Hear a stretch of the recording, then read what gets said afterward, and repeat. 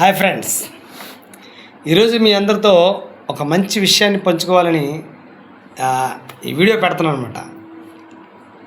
సాధారణంగా ప్రతి మనిషి కొన్ని ఇష్టాలు ఉంటాయి. మనమైతే తల్లిదండ్రుల మీద ఎటువంటి ఇష్టాన్ని కలిగి ఉన్నామో ఒకసారి ఆలోచించాలి. ఇదేంటి తల్లిదండ్రులు అంటాడు అయినా తల్లిదండ్రుల విషయం అందరికీ తెలుసు కదా అని అనుకుంటాం. ఏం తెలుసు మనకు తల్లిదండ్రుల గురించి?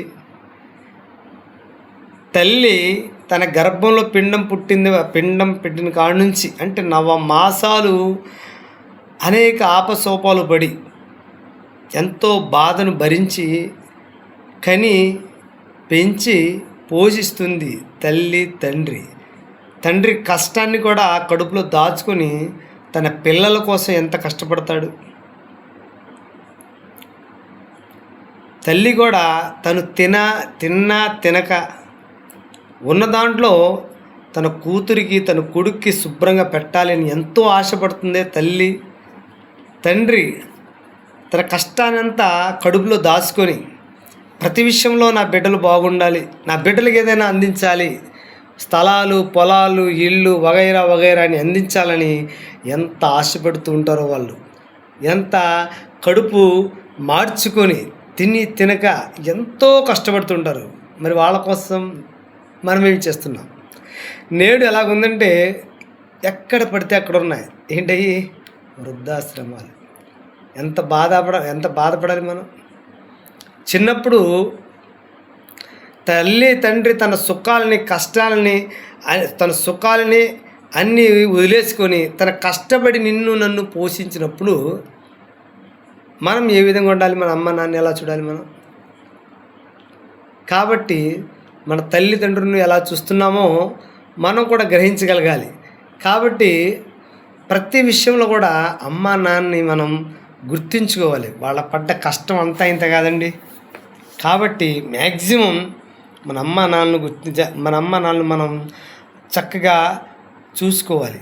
ఎందుకంటే చిన్నప్పుడు మనం చూసారుగా, 15 ఏళ్ళు నీకు కష్టం వస్తే, నీకు జ్వరం వస్తే నిన్ను భుజాన్ని వేసుకుని హాస్పిటల్ వెళ్ళాలి. అది ఎండ వర్షమా పెను తుఫానా ఏదైనా సరే, నా కొడుకు బాగోలేదు, నా కూతురుకు బాగోలేదని అన్ని రకరకాల పనులని మానేసుకొని తన యొక్క ఆహారం కూడా తినదు తల్లి. తన బిడ్డకి ఏదైనా జరిగిందంటే ఆహారం తింటుందా తల్లి? అటువంటి తల్లిదండ్రులు మనం ఏ విధంగా చూస్తున్నామో మనం ఒకసారి గమనించుకోవాలి. కాబట్టి వేమన గారు అనేక పద్యాలు రాశారు. ఆ పద్యాల్లో నాకు అత్యంత ఇష్టమైన పద్యం ఒకటి ఉంది. అదే పద్యం పాడి వినిపిస్తాను. తల్లిదండ్రుల మీద దయలేని పుత్రుండు పుట్టనేమి వాడు గిట్టనేమి, పుట్టలోని చెదలు పుట్టవా గిట్టవా, విశ్వదాభిరామ వినురవేమా, విశ్వదాభిరామ వినురవేమా. చూడండి, మరి అంతే కదా. తల్లిదండ్రుల మీద దయలేని పుత్రుడు బ్రతికితే ఏంటి చత్త ఏంటి అన్నాడు ఆయన. పుట్టలో ఆ చెదల పుట్టలో ఎప్పుడు పుడతాయో తెలీదు, ఎప్పుడు చత్తాయో కూడా తెలియదట.